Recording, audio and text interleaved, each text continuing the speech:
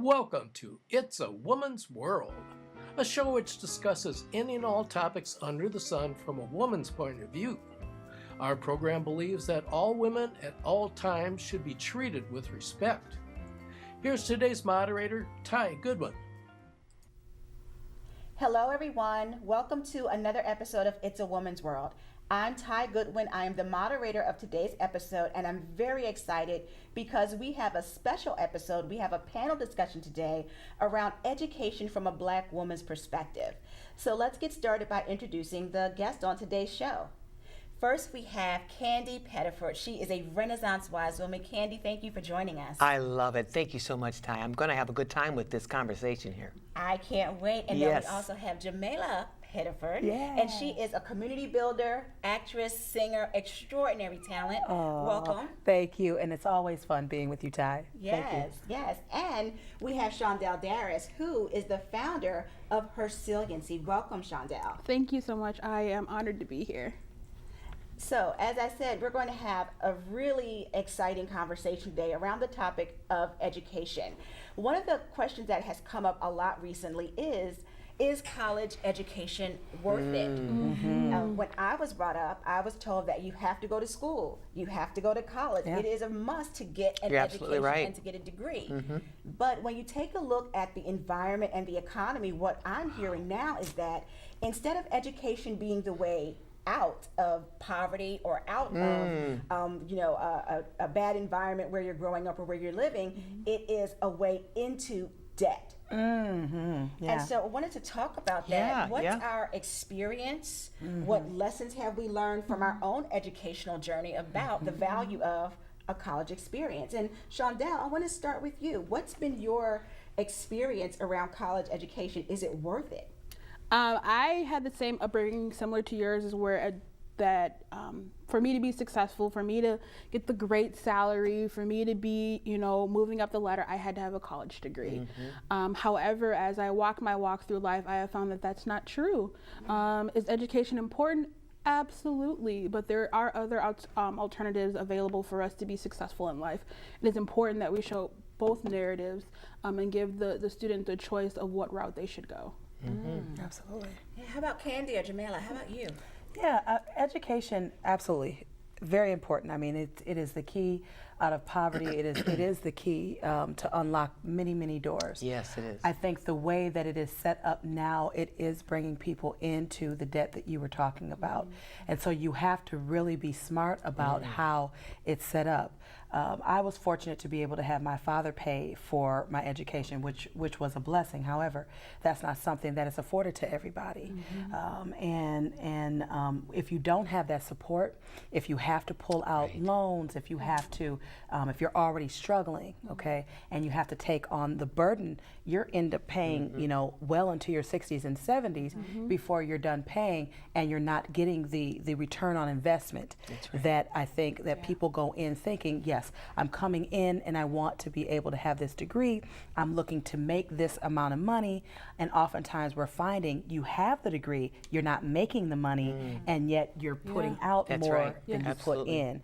And so I think that's where you really have to be smart. You have to do your research to find, is there other alternatives for what it is I want to do? And does it make sense for me to get the 4-year degree, the master's degree, the PhD degree, and be in debt? Well, I was excited because just this last week, our youth pastor took 41 young people, took them to Tennessee and all the different African-American colleges. And the kids came back amped. They were hyped. They, not talking about the money aspect, but they were just amped by all the good things that the different people that have gone through college and who have been successful. So there are some good pluses to go to college. Yeah. Especially, I think, for that cultural piece, for historically black universities, Yes. for our children to get away and to have a removal from some of the toxic educational academic places that really kind of strip your cultural upbringing. What's nice about our children going to HBCUs is they get a chance to see other people that look like themselves, which in some cases they've never had an educator That's right. that's looked like them, and you get a chance to see your mirror reflected it, and then get that encouragement to say, okay, I can do this. I can be. And then the cultural experience that's actually on the campus of the interacting with people, the stepping, the line dancing. I mean, the all of the different pieces that come with going to an HBCU makes a total difference, and you can really metamorphosize into this beautiful, human being. It's funny you saying that, because that's what they did. They got to see the stepping and the cooking and the different things, the different cultural things. They came back, like I said, they came back amped. Now that's very interesting because I did not go to a HBCU. And Okay. there are some times that I've regretted not doing that. The school that I went to, it was 13% African American. Okay. They didn't even have black sororities or fraternities at that college, even though it was in the inner city environment. It was in Philadelphia. And so Do we dare ask what the college is? it was Drexel University. Drexel? Okay, okay. Yeah, so large campus, but still the population was different. And so there's another piece to that, and I think this was on a TV show recently where they talked about the difference between the HBCU and just a regular college. And the question came up was, if you go to a HBCU, does that represent the real world that you're going to go I into see. after you graduate? And so does that have an impact on your ability to actually, assimilate into the real world? Because it's nothing like that when you go into a corporate job. You're not going to have that cultural reference. Right. You're not going to have those cultural icons that you can look up to and connect to. Yeah, but having that balance, I think, us being Black American women in this world, we're inundated every day with having to be, and having to assimilate on a regular basis. That's true. And so when we get an opportunity to be educated in a space in which we are validated and celebrated and not just tolerated, that is extremely important to who we are, because you have to have enough strength to be able to withstand organizations that might not want you there. That's right. And so what's the beautiful thing about being educated in that realm is that you learn how to stand your ground. You learn how to be your authentic, beautiful self. You learn how to, even if I have to be my own friend, It's building your character. I can be my own There you friend go. because I have learned how to be beautiful amongst the people who have educated me, so that when I go out into the world, I can take that with me and make that a part of my tools. Understandable. That's a great point. Yeah, that and is. Shaundelle, you mentioned something earlier about the benefit of going to school, not just for the classroom learning, Yes. but there were some other learning elements that you had access to. Can you share about that? Yeah, me diverting my route from going to college to actually having a life experience gave me a completely different look on the education system in its entirety.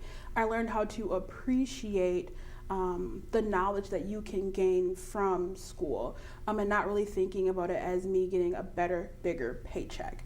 And I think that that's really important, that we need to stop telling our children that by going to school is the only way that you can make a sustainable living, because you made a very important point that there are a lot of students who are actually going to college, getting degrees, and multiple degrees at that, and aren't making the money that they thought they would That's make. right. Yeah.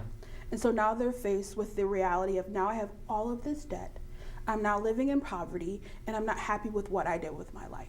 Wow. I think it's important to also to touch base on, yes, it's absolutely amazing, the children who get to go to these HBCUs and get to be able to build that foundation and the understanding of being around their community and that support of their community. But the reality is that the HBCU, there's only few and far between. Yes. So then these students who are going to college are forced to go into these schools where people don't look like them, where they do take an African American studies course and it's a white teacher. It's true. And then we're having these opportunities where these students are going to their schools and they're not fully prepared for the responsibility of college. You are 18 when you go in? Yeah. Well, literally, when you walk down the first week of college, there are 50 million different credit card companies waiting to target you. Oh, wow. Absolutely. And that's just the credit card companies. And then when you get your financial aid packet, you get grants and scholarships, but you also have that opportunity to take out loans. Yeah. So now you have, all you're thinking about is, I've never seen this many zeros. I've never felt, I've never had that feeling of having thousands of dollars in my bank account. not really thinking about the forward part of, hey, I gotta pay this back. You're only thinking about the money that's in your account now. So if we're not financially stable, we're not financially literate, we're putting ourselves into even more debt, having more liability in our life. It's really important that if we're going to be telling our students that they need to go to college, we also need to be preparing for the responsibility of that financial portion of it. And I don't think as a community we don't do that. We just say, hey, you can go to college and you can maybe even go free, but you also have these pitfalls as well that when you go, and it's important that you understand that. But one thing, we as a people have always been creative, coming up with different odd jobs or different things to do. You know, so being creative, I think that's the way we as a people have always been in our culture. So I can see the young people saying, okay, maybe I'm not making the money back to what credit or whatever I took. So then they start doing different odd jobs or singing or different things they can do to make that and be creative. To supplement their income. Yeah, to supplement their income. So. I think in addition to the creativity, there also needs to be some strategy. Yes. I love what you were saying about not just talking about go to college, but let's have a conversation about what does wealth really look like? Because it's not just the zeros that you're now getting because you got a student loan. That's right. You know, wealth is about the network that you build. Absolutely. Like that's one of the things I really wish I would have known about, because I'm a first generation college, person. Okay. And so I didn't know about the importance of building relationships. It was just go to school and get grades, get grades, get grades. And in reality, what prepared me the most, it wasn't the grades, it was the fact that I was in the gospel choir, or There that you I was go. a resident The connections. assistant, or that I was on campus activities, and all of those places are where I learned to build relationships and where I learned the skills that I'm using, like even right now. That's exactly right. You know, to talk and to speak, and you've got to be strategic Yes. about what is it that you're going to get out of college other than just a degree, because that's not going to do it anymore. Absolutely. But I also want to put in that you can get those same experience within your community. You can have that support system where somebody's showing you how to interact with one another. You can have somebody showing you how to build a skill set, training, how to be an entrepreneur, how to build yourself to be more productive in your community. You can get that at home too. And it's not always having us to seek outside of us to get it, but realize that we have it within ourselves to do that. We just have to tap into those resources. And sometimes when I say go outside of yourself, you may have to go outside of your family to get that support and that knowledge and that experience that's needed. The root word of education is educare, which means to pull out. So we need to be pulling outside of ourselves and our community to be able to bring in, to give life. And I think it's important that we no longer, as I said before, just say that education is the key to success. It is a great key, but there are other avenues that we have seen many people who look like us be successful and didn't have a degree. Absolutely. I did not that's finish true. college. Years. I didn't finish college, but at this point in time, I make more money than my best friend who has a master's degree. Wow. Right. Oh, And it is a matter of choices. Yeah. And the same thing with my daughter's grandmother. She has several certificates in many different things, and she owns several daycares and owns, several apartment buildings. And and the woman is making very good money. Never went to college. All of her sisters did. Yeah, there you go. And here she is the boss, and she is doing major things in our community, restoring our community. And it has been because she had a strategic plan, and she really was creative. Yes, she was. And she worked her plan. And also when I think about my mom, and when I think about all the ways that you sit down and you put your thoughts down on paper, and how you do your one-woman shows, how you write your books, how you really, just take what it is that you have, and you have found a way to really become creative. There are And more. it has- There are more streams in one stream. Yeah. You should have many streams coming in. So, Yeah. and that's the creative piece that I always talk about. So, yeah, you're right. And so the blessing part is when you come from families or when you come from people who teach you, okay, yes, you have this education. However, you have to be creative, and you should have more than one money stream. You should have at least 4 money streams that come into your life based upon your gifts and your skill set and your talents. How can you bank on and make it so that you're helping others, but you're also helping yourself? Yes. And I think you talk a lot about that, Ty. I do. So one of the taglines I always talk about is finding your bankable brilliance. Yes. We all have brilliance within us, whether it's from the story of what we have gone through, or whether it's a talent or skill that we have, and how can you figure out how to make that bankable, but that's because that's what I see other people doing. Yeah. You know, I see them taking their talent and their story, and they are finding ways to monetize it. Yes. So how do we think about that? So one of the things I'm gathering from our conversation is that it's not so much about the college education, but it's about how can we create that kind of college experience that gives us the tools and equips us to do it. So is there anything else that we can add to the experience, whether it's in college or in our community, that can give us that same kind of quote unquote education that allows us to play the game? Of course, there are many things that we can do in our community, providing entrepreneur scholarships. One of the things I did for my youth group was I had an opportunity to be able to provide not only college education, but entrepreneurial scholarships as well. Here in Minnesota, it only takes less than $200 to start your own business. Wow. Beautiful. Less than $200. Why not plant that seed into a child? Like, I'll give you $200 to build your business, whatever you need to do. It is important as a community that we provide, if we're gonna say, hey, college is important, but there's other options, that we provide those other options. Absolutely. Like you said, we provide that structure. We help them walk through that plan, and we don't send them out, you know, trying to figure out how to do this. We gotta show them the how. But one thing I think too is our community has really kind of fallen apart. Yes. My husband talks about how St. Paul used to have, I mean, it was really community. Yes. I mean, he talked about from mama's mama, daddy's, all these people coming in and being community. I think we've lost a lot of that. A lot of that is lost. So when you say our community, we really need to build that back up. And the young people now, and I think that it is on us now, you know, to do like you said. How can we provide solutions and resolve for some of the things that we're saying? We're saying yes, go to school. However, it could create debt, but really having truthful conversations about, and then providing those resources and saying, okay, so so you're saying that you're not a college person. Perfect. Start your own business. So I'm going to help you by giving you this $200. I'm going to step you through it. Okay, I'm going to be your mentor. I'm going to walk you through this. I'll hold your hand with this, and you can come to me, and I will help you to build, and then I will invest as well, so that you can now in turn this circles back in, so that we are not, you know, just sending you to the wolves and then pray that you don't get, you know, gobbled up. Providing that tangible support is key. It's different than saying I'm here for you and actually being there for you. There you go. And I'm so sad to hear when you say that the young people of our community aren't really stepping up to carry the weight and take the baton. Unfortunately, I think that in certain areas that may be true, but I'm considered new school. Okay, good. I'm considered new school. Like so when I'm coming into my community, I'm looking at my community and I'm seeing the disparities, whether it's with education, whether it's with economics, whether it's with housing, relationships, and I'm saying, okay, do I sit here and continue to destroy because that's easy? It's easy to continue to destroy and divide, or do I roll my sleeves up and I start to build? Get busy. Put that work in. That's a perfect mindset to have.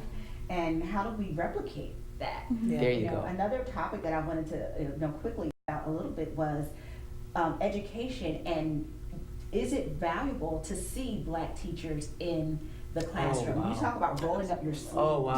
You know, but I think that's another opportunity where sometimes in our community we don't have that. Right? We don't see enough teachers that look like us. And I've had this campaign idea in my head that we need something that says hashtag see yourself, be yourself. Oh yeah, you're absolutely right. It's hard to You should definitely do that. that you have never seen. Oh yeah, oh absolutely. And if you don't see yourself represented, then you are the invisible man.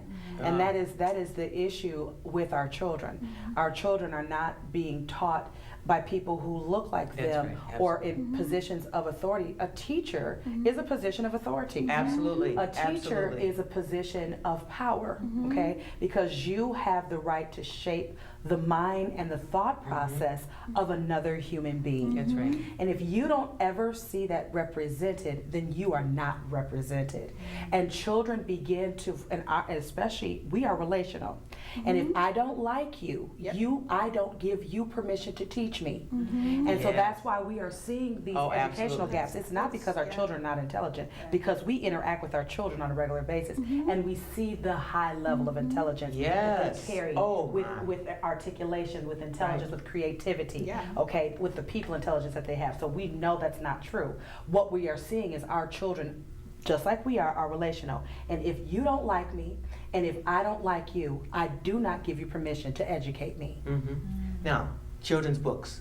That's why they would say they always had a children's book, and it was a little white boy on the cover, and there's a little black boy, and he's going, okay.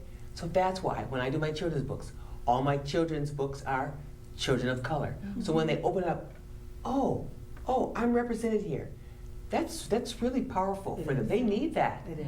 It is. Oh, they need that. I think representation is also key because it shows them the other avenue that they can go down. When they're, going home and they're seeing that their parents are struggling, or their father is not in the home, or their brother is not in the home because they've been, unfortunately, caught up in the system. They think that that's the only way that life is. But if they can go to school and have, unfortunately, not unfortunately, but have an African American male teacher, whether it's male or female, looking at them saying, hey, I did this. I came from where you came from. It's possible. And I think it's very important that we echo what you said. If you don't look like me, how can I trust you? Absolutely. Yes. And then if it's perpetuated that every image that I see that looks like me is negative, then how is it that I am to, grow? And Jane Elliott did a study, many years ago, I remember the that. blue-eyed, green-eyed, and it was very, very powerful because when you carry a stigma, it literally stops you from being able to succeed. All you're thinking about is I'm less than, I'm not good enough, and so you stop applying yourself, and it becomes a behavioral issue, which we are noticing happening in urban schools. We are noticing a high level of behavior, and it is because culturally we deal with our children differently. Absolutely. We have a different way that we talk with our children. We have a different way that we address our children. Sometimes we don't say anything. We'll look at you, and you know it from the look. You know from that look. Shut it down. And our children understand. Stop it. They do. No, and they that stop look. it. And there was several times, that I had seen our children acting out, and I said, "Get up," and I just looked. I'm sorry. You know better. You do Why know are you better. doing that? I don't know. You know. You know, because you're allowed to get away with it because there's a misunderstanding. That's right. I don't misunderstand you. I want you to say a little something about the Speakers Bureau. Okay. I had an African American male speakers bureau that I taught our young men how to argue their point without becoming emotional, without wanting to fight. And so I taught them how to stand for what they have their opinion, but how to use their words and intellect to be able to navigate around the opinions, the opposing opinions of others. Because what I began to notice is our boys would have strong opinions because most of them are very alpha male stance, in the way that they believed, but could not listen or navigate the opposing argument of someone else. And so I was teaching our boys how to hold their point without becoming physical, without becoming violent, and still hold what it is that you believe, but be socially acceptable to others as well. That's fantastic. And Fantastic. Great skill to have. you gotta have it. And it's interesting because that's something that you're not taught in school. I was No, just you're not. thinking that You're like not. that knowledge, especially as an African American male in the United States, is way more valuable than sociology 101. Yes. Like how to navigate yourself in a situation where your passions can be confused as aggression, which then can result into a death. Exactly. Yes, or death. Yeah, Yes, death itself. And yes. so I think I would rather spend $1,200 on that knowledge versus knowledge sitting in a place with 100 different students almost falling asleep. Yeah, that's right. And it's fun. And it's a lot of fun because you're able to learn how to speak and to research so that you can have the information so that you can not out-talk someone, but that you are able to bring them to a different light. So you might stump them, so they have to take a minute to think. Yes, yes. How do I get around what you just said now? You know, and so it creates this wonderful back and forth, but it also teaches them a brotherhood. It also teaches them to respect your life, to respect who you are, and respect who my mind is going to be different than yours, and yet we're still brothers. Yeah, Absolutely. correct. Oh yeah, Absolutely. yeah. This has been a fantastic It's been conversation. powerful. We have to come Yes. back and have part 2, part I 3 think of so. this. Yes. As we wrap up, I want to invite you to share. So for other women that are watching, whether they're mothers, educators, teachers, what advice, based on your experience, would you give them about pursuing their own education, or the recommendation that they would make to their children about college or education? What would you say? I think the most important thing is, if you're recommending any progression, whether it's education or entrepreneurship, you make sure that your child is game for either one. Don't push your viewpoints or your dreams or your passions on your child because you didn't do it. And realize that college is going to be here forever, and you don't have to go because you just got out of high school. There's always another opportunity for you to gain that degree. I've always personally told myself that I will go back to college when I feel like I'm ready and I can value the information that's given to me. So I think it's important to have that dialogue. That's really helpful information. That's very good. I would, something that my mom says that I think is very powerful. Behind every good woman is the woman who comes before you. Yes, I yes. love that. And so I think it's very important for our young people and us to reach out in a dual way, for our young people to seek the information, and then for us to provide the information and say, hey, just like you said, this is the fork in the road. Which one are you going to do? This is the consequences for both. This is the benefits of both. How are you going to live, yet you have to be productive? Yet my expectation of you is that you build your community and that you come back with what it is that you've learned and plant seeds in the ground so that we can all eat the fruit of your tree. Absolutely. Absolutely. Yes. Beautiful, beautiful. Yeah, to piggyback on that, my mother was my motivator. I mean, she was a very short woman in stature, mother of 13 children, and she knew each of her children, and she knew how to motivate each one of us.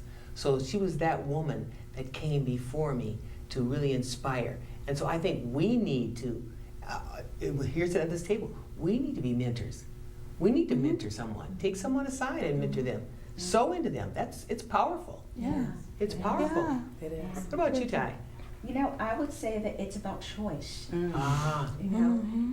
When I think back to how far we have come, how far out of slavery, out of Jim Crow, how far out of all of those things that we have come, if we're still facing the same struggle that our grandparents faced, we haven't made progression. Yes. And so it's about recognizing that struggle needs to be different. Yes. And now that freedom that we were afforded and all the work that people have done in our community, it's about us having a choice. That's right. And so whether you choose to take out a student loan, whether you choose to jump in and be an entrepreneur, whether you choose to go to a technical school, it's about making a choice to do better than where you came from. Absolutely. Yeah. Absolutely. And strategically. Yes. And so, and notice creatively. And notice that challenges are opportunities. Ladies, this has been a fantastic conversation. Yes. Yes. We gotta do it again. We have to. Part two. Thank you. Thank you so much for sharing your wisdom, your stories, your experiences. Yes. I really look forward to us continuing this conversation another time. Yes. And thanks to you for joining us for this conversation. This has been It's a Woman's World, and we look forward to having you come back and see us again. Be well.